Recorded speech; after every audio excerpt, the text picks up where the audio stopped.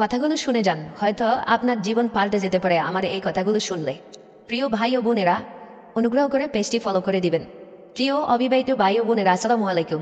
আমাদের যখন বয়স 14 থেকে 15-তে পৌঁছায়, তখন আমরা কোরআন ও হাদিস সম্পর্কে অবগত না থাকার কারণে বিভিন্ন হারাম দিলের সামনে জড়িয়ে যাই, যাকে আপনারা প্রেম ভালোবাসা বলে থাকেন, যাহা ইসলামে কঠোরভাবে নিষেধ রয়েছে। এই নিষিদ্ধ কাজটাকে আল্লাহ তাআলা কোরআনে স্পষ্টভাবে উল্লেখ করেছেন সূরা নূর আয়াত নাম্বার 3 ও 26, সূরা নাম্বার 24 এবং পারা নাম্বার 18। 3 নম্বর আয়াতে আল্লাহ তাআলা উল্লেখ করেছেন দুশ্চরিত্রা নারী দুশ্চরিত্রা পুরুষের জন্যে, আর দুশ্চরিত্রা পুরুষ দুশ্চরিত্রা নারীর জন্যে। নিশ্চয়ই মুমিন ব্যক্তিদের জন্য এই দুই ব্যক্তিকে হারাম করা হয়েছে, অর্থাৎ দুশ্চরিত্রা পুরুষ ও দুশ্চরিত্রা নারীকে হারাম করা হয়েছে। এছাড়াও 26 নম্বর আয়াতে বলা হয়েছে যে জেনাকারিনী স্ত্রী জেনাকারী স্বামীর জন্য, আর জেনাকার স্বামী জেনাকারিনী স্ত্রীর জন্য নিশ্চয়ই আল্লাহ ক্ষমাশীল। প্রিয় ভাই ও বোনেরা, অবশ্যই আপনারা এখান থেকে বুঝতে পেরেছেন যে আপনি যদি ব্যভিচার অথবা জেনায় লিপ্ত থাকেন, আপনি যাকে বিয়ে করবেন সেও ব্যভিচার অথবা জেনায় লিপ্ত ছিল। তবে একটা খুশির সংবাদ হলো যে আপনি যদি এমন কোনো কাজের সঙ্গে জড়িয়ে যান, এই ভিডিও দেখে আপনি নিজেকে শুধরে নিতে চাচ্ছেন, সেক্ষেত্রে সূরা নূর 26 নম্বর আয়াতের শেষে বলা হয়েছে যে নিশ্চয়ই আল্লাহ ক্ষমাশীল।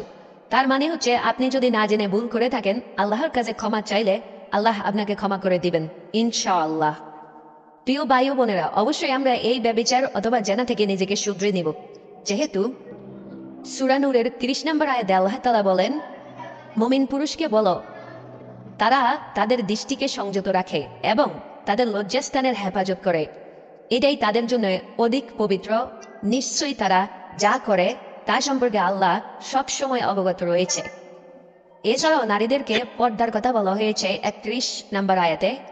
যেমন এভাবে আল্লাহ তাআলা বর্ণনা করেছেন যে মুমিন নারীদেরকে বলো যেন তারা তাদের দৃষ্টিকে সংযত রাখবে এবং তাদের লজ্জাস্থানের হেফাজত করবে, আর যাহা সাধারণত প্রকাশ পায় তা ছাড়া তাদের সৌন্দর্যের তারা প্রকাশ করবে না।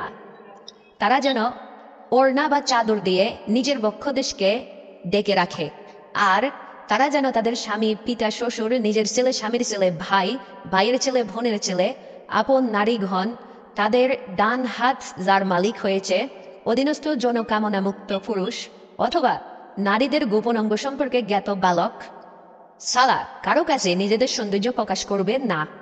আর তারা যেন নিজেদের গোপন সৌন্দর্য প্রকাশ করার জন্য সজোরে পদাচারণ না করে।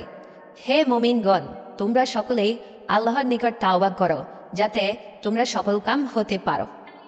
প্রিয় বন্ধুগণ, আল্লাহ এখানে প্রত্যক্ষ এবং পরোক্ষভাবে বুঝিয়েছেন যে আল্লাহর কাছে ক্ষমা চাইলে ইতিপূর্বে আপনি যে ভুল করেছেন সকল ভুলের ক্ষমা আপনি পেতে পারেন।